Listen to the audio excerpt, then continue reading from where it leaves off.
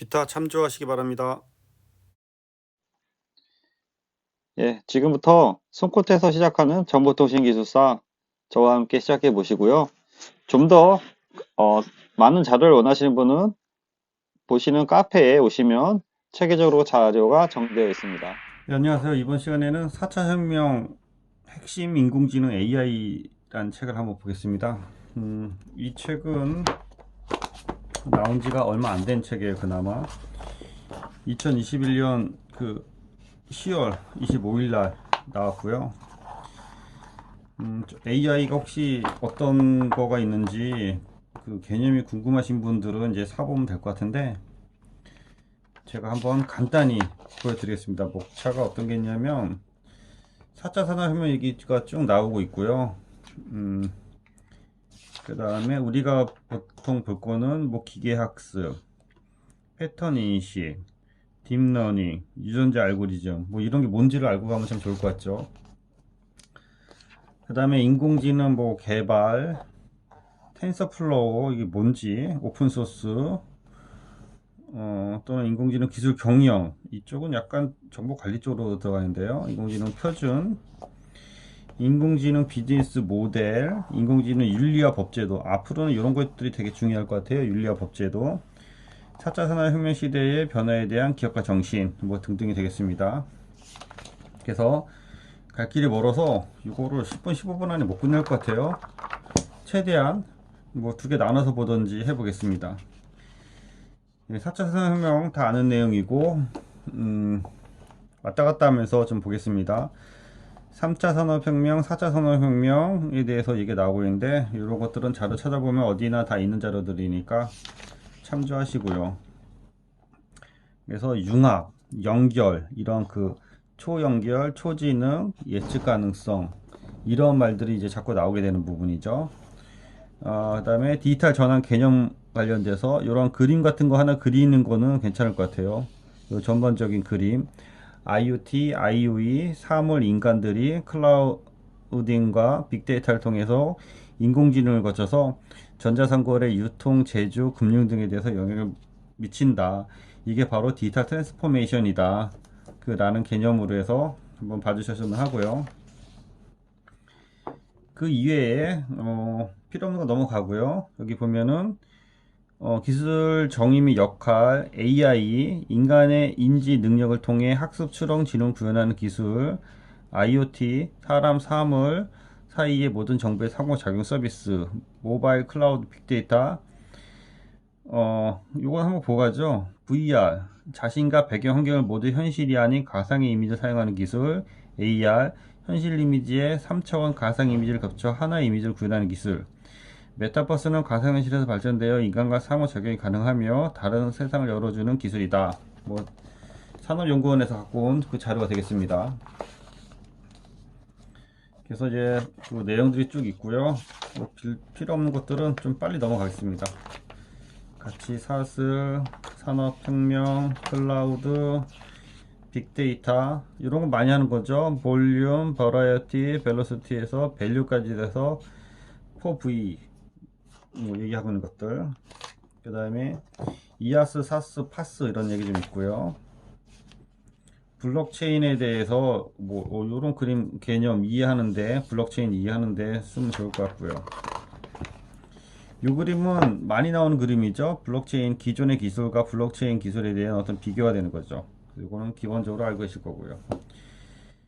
PIM에서 프로세스 인 메모리 해갖고 지능형 반도체에 대한 그 개념이 나오는 거고요. 지능형 서비스는 IT 기술 기반으로 자율성 기능을 개선하여 인간의 삶과 안정성을 향상시키고 고부가 가치, 자율주행 같은 것들을 이제 창출하는 거고, 지능형 반도체 핵심은 IP 설계 기술, SoC 설계 기술, 소프트웨어 기술, 플랫폼 기술, 공정 기술, 소자 기술로 분류된다. 라는 게 있고, 예, IoT 관련된 것들은 뭐 옛날 기술이죠. 5G 이게 나오고 있고, 양자 컴퓨터, ESSS 에너지 저장 시스템 뭐 그런 얘기 나오고 있고요. 별로 내지는 게 없는 것 같아요. 이런 것들은 다 알 것 같아요. VR, XR, MR 뭐 이런 것들 뭐 정리를 예전에도 시험에 나왔었는데 정리 가능하신 분은 정리하시고, 스마트 보안에서 기밀성, 무결성, 가용성, 이 보안에 대한 그 기본이 되는 거죠. 그리고 우리가 관련된 거 좀 볼만한 거 있나를 빨리 좀 찾아보겠습니다. AI 기술, 그렇게 눈에 띄는 건 현재 없네요. 아, 여기 있네요. 기계학습의 종류, 지도학습, 비지도학습, 준지도학습. 데이터 세트의 일종의 정답인 레이블에 부착이 되어 데이터와 레이블 상호 간의 관계를 파악한다. 향후 레이블이 없이 데이터만 주어지더라도 학습된 데이터 레이블 상호 간의 함수로서 레이블 값을 추정하여 출력한다. 비지도 학습, 레이블 제공이 없다. 군집화 등의 알고리즘을 통해 데이터로부터 추가적인 정보를 추출한다.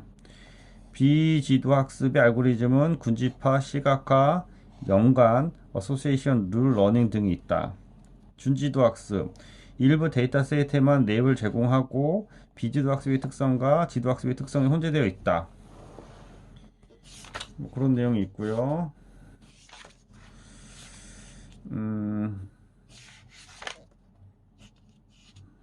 그 이외에는 뭐 크게 CPU, GPU 뭐 정리해 두시면 좋을 것 같고요.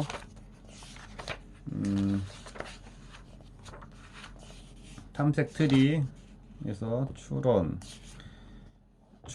뭐 요런 것 베이스 공식 정리고 옛날에 기본적인 건데 여기까지 할 필요 없을 것 같고, 퍼지 이론에서 애매함을 효과적으로 표현하고 실생활에 적용하고자 하는 방법이다.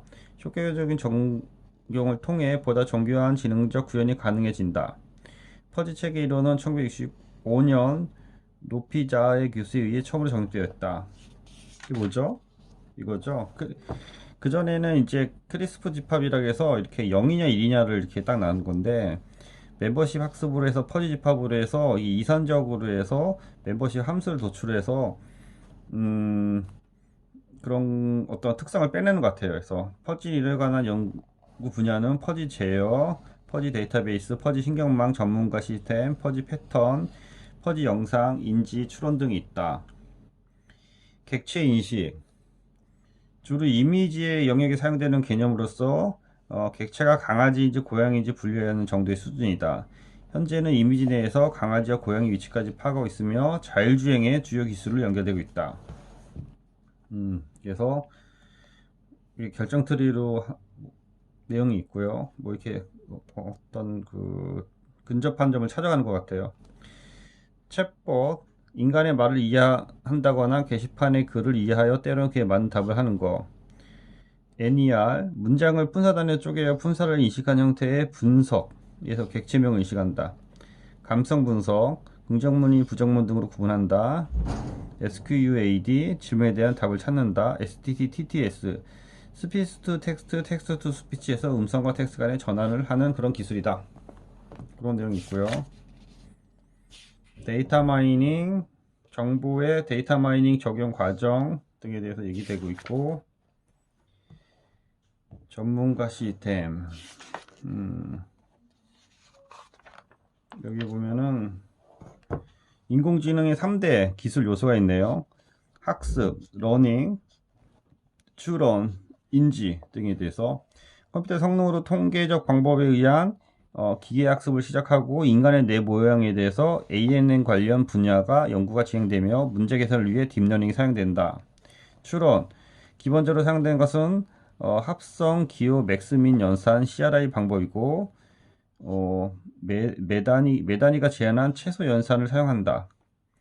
인지, 새롭거나 불확실한 자료가 주어졌을 때 추론을 통해 결과를 표출하는 방법이다. 그래서 이제 패턴이라는 얘기가 나오네요. 그래서 지도학습, 비지도학습에서 지도학습, 비지도학습, 강화학습이 나오는 거고, 지도학습은 이제 분류가 되는 거고, 알고리즘은 이런 알고리즘이 있고, 명시적으로 정답을 학습하고 예측 모델을 사용하는 거고, 비지도학습은 어떠한 그 군집에서 명시적 정답이 없이 학습 및 군집화를 하는데 사용하는 거고, 강화학습은 주로 이제 경험, 그래서 시뮬레이션 반복 학습에서 성능 강화 등에 사용하는 방법이 되겠습니다. 그래서 이 세 가지 학습 방법은 정리를 해 주셔야 될 것 같아요. 기계학습의 특성, 지도학습. 알고 있는 샘플과 정답을 이용한 학습으로서 스팸 필터, 꽃, 품종, 암 진단 등이 활용된다. 라벨에 있는 학습 데이터를 이용해서 학습으로서 문제와 답을 쌍으로 구성된 데이터를 주어질 때 새로운 문제를 풀 수 있는 학습이다. 그러니까 어떤 문제와 답이 있어야 되는 거네요. 비지도 학습. 라벨이 없는 학습 데이터를 이용해서 학습함으로써 정답이 없는 문제들만 있는 데이터 레벨로서 패턴, 군집화와 차원 축소를 추출하는 것을 의미한다. 그래서 분류와 군집이 있는데 입력된 데이터들을 어떤 형태의 그룹으로 이제 그룹화하는 건데 분류는 레이블이 있는 거고 군집은 레이블이 없다. 뭐 그런 얘기가 되겠네요. 강화학습. 직접적인 답을 주진 않지만 경험을 통해 기대 보상이 최대가 되는 정책을 찾는 학습을 의미한다. 그런 내용이 되겠습니다. 오버피팅. 학습 데이터가 너무 지나치게 맞추다 보면 일상화 성능이 떨어지는 모델을 얻게 되는 현상을 오버피팅이라고 한다. 그림이 좋을 것 같아요. 여기 보면 언더피팅. 적정 수준의 학습을 하지 못해 실제 성능이 떨어지는 경우 언더피팅. 그 다음에 노멀 피팅. 적정 수준의 학습으로 실제 적정한 일반화 수준을 나타내는 거고, 오버피팅.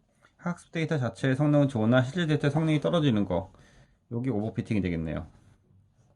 지도학습에 대해서 다시 얘기 나오고 있고, 귀납학습 너무 깊이 들어가는 것 같은데 관심 있는 분들은 한번 찾아보시고요. 비지도학습 한번 더 볼까요? 학습하고자 하는 개념을 스스로 형성하고 평가할 수 있어야 한다. 새로운 사실의 발견에 유용한 학습법이다. 그래서 정의 엔트 메더디엄에서 발견학습 프로그램으로 자연수와 그에 대한 개념을 발견하는 학습이다. 학습이 계속되면 저장돼야 하는 정보와 양이 급격히 늘어나 학습의 효과가 떨어지고 새로운 휴리스틱 규칙을 습득할 수 없다. 그런 내용들이 있는 것 같은데요. 강화학습. 잘한 행동에 대한 칭찬을 받고 잘못한 행동에 대해서 벌을 받는 경험을 통해 자신의 지식을 키워나간 학습이다. 강화학습. 이런 그림이 되는 것 같은데. 패턴 인식. 넘어가겠습니다. 그런 것들이 이 책에서 얘기를 하고 있을 것 같아요. 딥러닝 에이전트, 이런 건 이제 우리가 공부 많이 하죠. 딥러닝에서 ANN에서 인공신경망, 인간의 두뇌와 신경 시스템을 잘못 정보 처리 소스로 연결해주는 기법으로서 뉴럴들을 연결하여 문제 해결 모델을 만든다. 뉴럴에 대한 구조, 처리 과정, 변형 함수, 이런 것들을 사용한다고 하네요. DNN, 심층 신경망, 기존 ANN을 확장하여 입력층의 인풋과 출력층 사이에 다수의 은액층을 포함하고 있다. 여기 보면은 이제 좀 더 복잡해지는 거죠. 그래서 CNN, RNN, DNN, SVM 등이 있고 LSTM도 예전에 시험에 나왔었죠. 한도 있네요 보니까. 변형된 RNN의 한 종류로 기본적으로 정보를 오랫동안 기억할 수 있는 점은 유사하지만 이전의 입력값을 전달하는 구조에서 차이를 보인다. HNN, HAN, 계층적인 어텐션 네트워크이네요. 문서의 계층적 구조를 이용하기 위한 모델로 중요한 단어와 문제에 더 가중치를 부여할 수 있는 어떤 가중치를 부여해서 문서의 성능을 높이는 모델이 되겠네요. 네, 참조하시고요. CNN 나오고 컨볼루션 기법이죠. RNN 나오고 뭐 그런 내용들이 있는 것 같아요. 그 이외에는 뭐 중요하게 쓸만한 그림이 있는지를 보고 유전자 알고리즘? 이거 뭐죠? 다윈의 유전 법칙에 기반하여 자연 선택 또는 적자 생존의 원칙에 입각한 알고리즘이다. 진화의 결과 염색체 형태의 저장이 된다. 객체군의 중에서 환경에 대한 적합도가 높은 객체일수록 재생할 수 있게 되며 객체군은 환경에 적응할 수 있게 된다. 마치 그 유전자 알고리즘의 그 진화와 같이 재생산에서 교배해서 유전자 일부를 임의로 변환해서 다시 뭐 어떠한 의미 있는 데이터를 찾는 것 같아요. 시작, 임의의 답을 제시하고 주어진 답이 정답인지 아닌지를 해서 다시 그 답을 찾는 그런 알고리즘이 되겠습니다. 예. 퍼셉트론, 이것도 예전에 시험에 나왔었죠. 이런 책에 다 나오네요. 심리학자 프랭크 노볼란트가 패턴을 분류하기 위해 1957년에 제안한 신경망 모델이다. 학습에 의해 인식하는 능력을 향상시킬 수 있는 장치로 외부에서 두 가지 신호가 주어졌을 때 식별한다.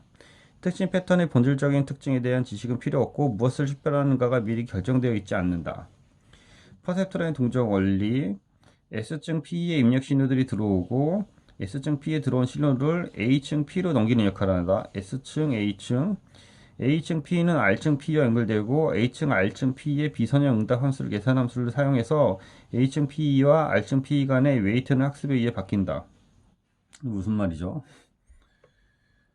구조적으로 단순하고 선형 분리 가능한 패턴만 분리할 수 있고 이동 확대 회전 패턴에 대한 유사성을 식별할 수 없다. 뭐 패턴을 나눠서 인공신경망처럼 해서 이거를 어떤 그 결과값을 찾아간다 라는 쪽으로 이해가 되네요. 그것에 대해서 이제 복합적으로 좀 얘기하는 거고요. 지능형 에이전트 이건 필요 없을 것 같고요. 예, 여기까지 쉬었다가 계속 하겠습니다.